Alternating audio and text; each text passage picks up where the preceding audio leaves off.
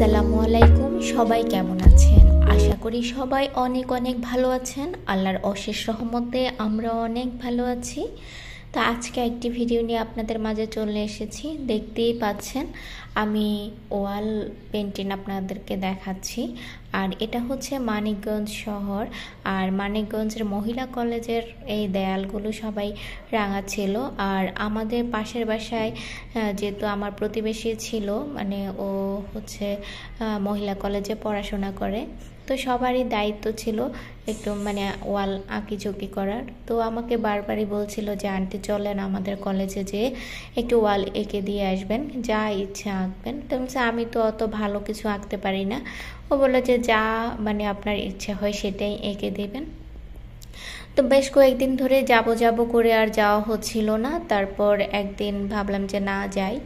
তারপর যাওয়ার পরে দেখি যে একেবারে ভাঙাচোরা দেয়াল একটা আছে, মানে এক একজনে এক একটা ভালো ভালো যেগুলো ছিল একদম প্লেন দেয়াল যেগুলো ছিল ওগুলো এঁকে ফেলেছে সবাই, আর কিছু কিছু বাকি আছে। মানে আসলে এত বড় এরিয়া আর কতই বা আঁকবে স্টুডেন্টরা, আঁকতে আঁকতে সবাই খুবই অনেক টায়ার্ড হয়ে গিয়েছে।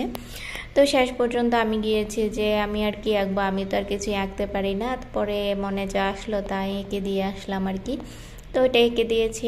আর ওর মানে ওর গ্রুপের মধ্যে যে 4-5 জন ছিল, তো সবাইকে আমি ফুচকা খাইয়ে এসেছি। মানে ভাবছিলাম যে যাব, যেহেতু এখন দেশের এমন একটা পরিস্থিতি, স্টুডেন্টরা অনেক কষ্ট করছে, দেয়াল সব জায়গায় দেয়াল মানে এভাবে আঁকছে। তো সবাইকে ভেবেছিলাম যে কোনো কিছু মানে বাসা থেকে তৈরি করে নিয়ে যেয়ে খাবার দিব, বাট মানে হয়ে উঠছিল না, দেব করে আর দেয়া হচ্ছিল না, বা বাইরে থেকে কিনে দেবো সেটাও ভেবেছিলাম, বাট যাব করে আর যাওয়া হয় না। তো আজকে যেহেতু গিয়েছি তো একটু দেয়াল এঁকে দিয়ে এসেছি। আর বাকিটা মানে ওরা যে 5-6 জন ছিল সবাইকে ফুচকা খাইয়েছি। মানে এখানে আসলে কিছুই ছিল না, শুধু একটা ফুচকাওয়ালা মামাই ছিল, আর কেউ ছিল না। তো সেই জন্য ওদেরকে খাইয়ে দিয়েছি। আর এরপরে ওরা যা এঁকেছিল সেগুলো আমি একটু আপনাদের সাথে শেয়ার করার জন্য ক্লিক নিয়ে নিয়েছি। তো এই যে এই মানে মানচিত্রটাও খুবই সুন্দর লেগেছে, মানে কালার কমিউনিকেশনটা সাইডে যে ব্যাকগ্রাউন্ডটা দিয়েছে আমার কাছে খুবই ভালো লেগেছে। এই দেয়ালে হয়তো বা কেউ কিছু আঁকবে। তারপর এই যে মানে আমি যতটুকু পেরেছি পুরাটাই আপনাদের সাথে শেয়ার করছি।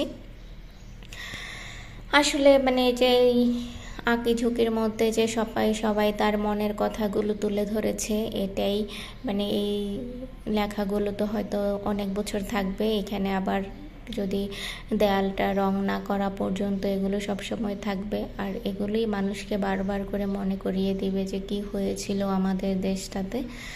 তো সবাই সবার মনের মতো করে এঁকেছে, দেখতে খুবই সুন্দর লাগছিল।